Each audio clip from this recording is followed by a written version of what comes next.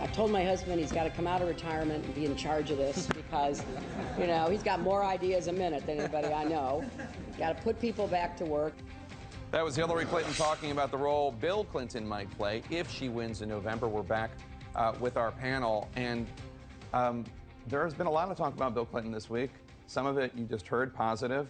Governor Brewer, Donald Trump also talking about Bill Clinton's past infidelities, calling Hillary Clinton an enabler.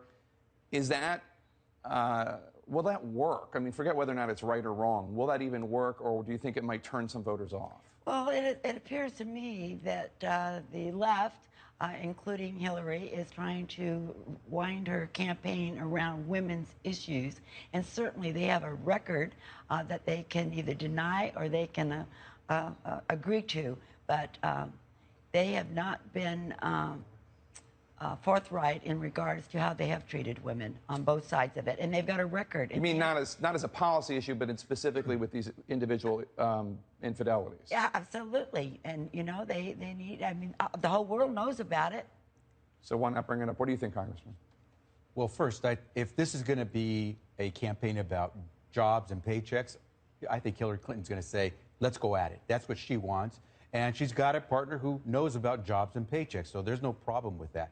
The second problem, I think, for Republicans on this issue is they should have a messenger who hasn't had multiple marriages and doesn't have his own problems with women. So I think it's going to focus on jobs and paychecks, and there is no one who's talking more about that than Hillary Clinton. Well, yeah, but Hillary Clinton continually talks about that Donald Trump is abusive, if you will, to women, that he can't win the women's vote. Well, women do appreciate him, and they have a problem in their own house, and they have to recognize that, and it needs to be acknowledged. But the American people get lost in all of this. I mean, the American people get lost in this soap opera. If it is between, which I still hope, Senator Bernie Sanders is the best candidate, go head-to-head with Mr. Trump. But if it is between the secretary and Mr. Trump, and it turns into this soap opera about their personal lives, the everyday American people are going to get lost. You cannot win that argument. What about what it is going to take, the issues and the ideas that it is going to take to lift this country? Now, they can't have it both ways. Either side cannot have it both ways. The only candidate out there that has created any jobs has been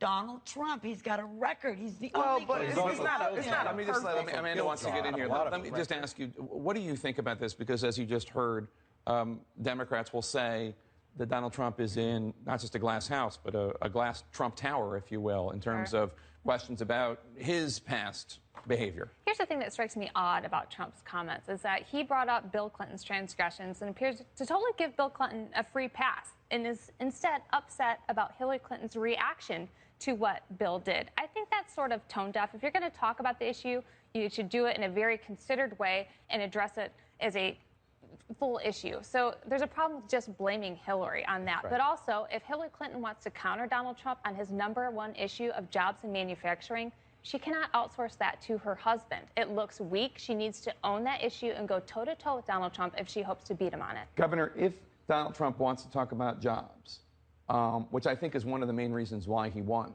honestly, talking about trade deals, talking about jobs going overseas or going to Mexico, why interject something that will get so much attention like talk about Bill Clinton's transgressions? Why do that? Because Hillary brought it up. She's the one that brought up the issue of the women, and that the women didn't like him, and that he spoke derogatory about the women, and he went back and hit her. And she was shocked. She has never been in a campaign like that. But she's somebody has to be the adult in the room, though, but Governor. You're absolutely. I mean, we need to have, you know, the economy and jobs and safety. That should be what we're all concerned about when we talk about everything else. But we are not going to sit still. Donald is not going to sit still and not address the issue. But I think she said something in like December or January, and then he attacked her, and then she backed off and hasn't said that. But Congressman, go ahead.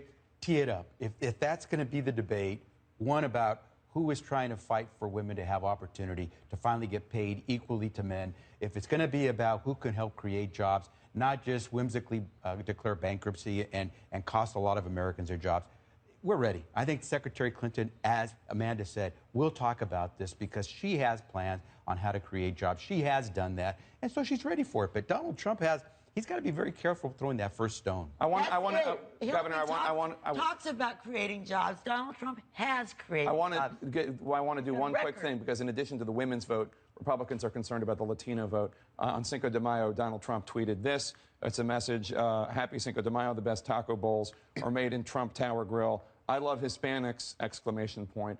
Shallow. Congressman, your take? So while he was doing that, Hillary Clinton was in California talking to thousands of California voters, a lot of them Latino, touching the flesh, telling people what she would do to help them have a better future, talking about their children, talking about reforming our immigration laws that are broken. And he's telling us taco shallow. salad. It's shallow. I mean, he doesn't know. The worst part about it is he's so wrong. That's not where you're not going to get your best taco salad in a Trump Tower. Come to East LA. I'll tell you where you get really good food. But the guy is off base in so many respects. Distilling an ethnic group down in that way is just wrong.